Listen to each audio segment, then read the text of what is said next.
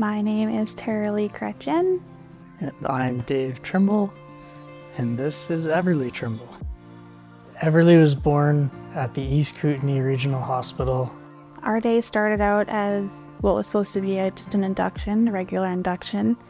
Everly's heart rate kept dropping down to 0, and they kept turning her, trying to do everything they could for a natural type birth.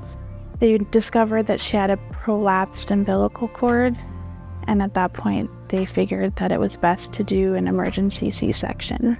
Before going under, the last words I heard was that she had no heart rate, and I woke up and I still didn't know if I even had a baby to take home at that time and what had happened. When I was allowed to see Everly for the first time, they explained that they had done 10 minutes of compressions to her, given 2 shots of adrenaline, and had to artificially breathe for her just to stabilize her. They were really working to lower her temperature just to reduce the effects of any lack of oxygen along the way.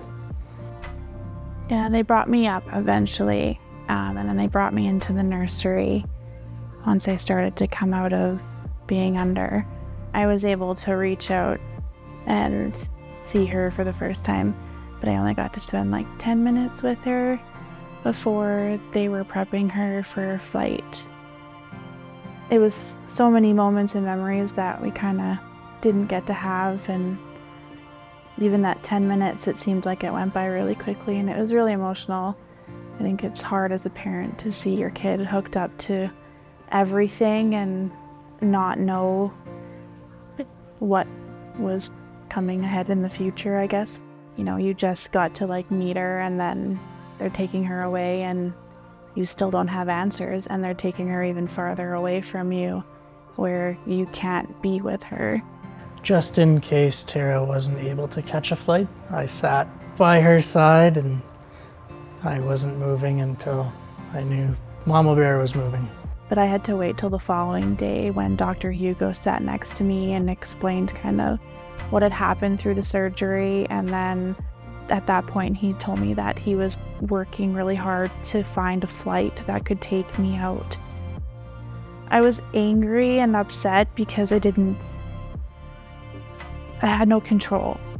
And as a mom, that's the one thing you want to have is control and to be able to protect your kids. And I couldn't do either, so it was hard. My name is Darcy McInnes. I'm the patient care coordinator here at the Mat Child Unit at East Kootenay Regional Hospital. Currently the process right now, if a baby were to need additional supports or need to go to a higher level tertiary center, we would have the pediatrician phone, speak to with a neonatologist, and they would then arrange transport to either Kelowna, Kamloops, or BC Women's. So I got to Vancouver about 11:30 or 12 the next day, after driving all night and stopping twice to sleep along the way.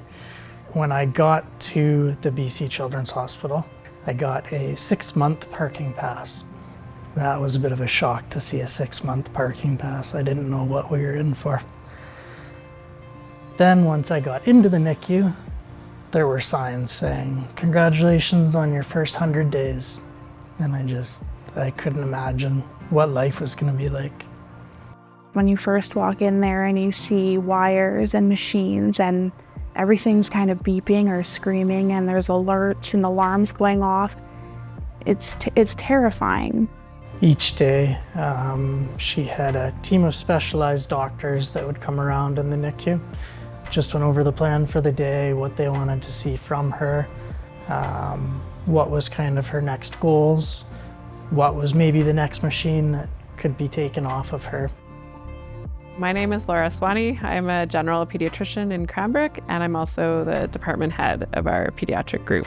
Currently, any baby born before 36 weeks, and even sometimes if it's 36-week twins, we first try to plan for that delivery not to happen here because we know that we don't currently have a funded NICU. So that means that especially for a lot of twin deliveries, they can't happen here. So we would anticipate the delivery, and if we can't anticipate, then once they're born and stabilized, they would have to fly out through the BC transport.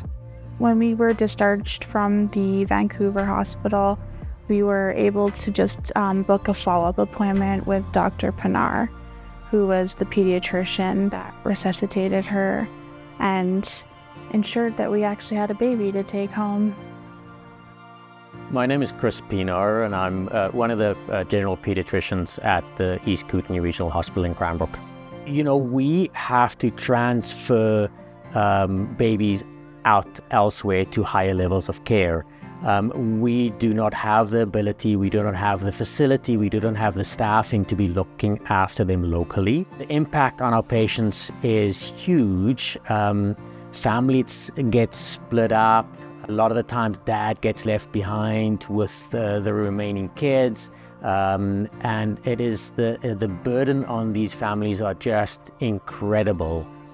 The Warm Embrace campaign is raising $1.8 million towards a new neonatal intensive care unit at the East Kootenay Regional Hospital. The total campaign cost is $3.16 million, so we are working in partnership with the province of BC along with the East Kootenay Hospital District. This campaign will allow us to have specially trained nurses and specialized equipment for NICU.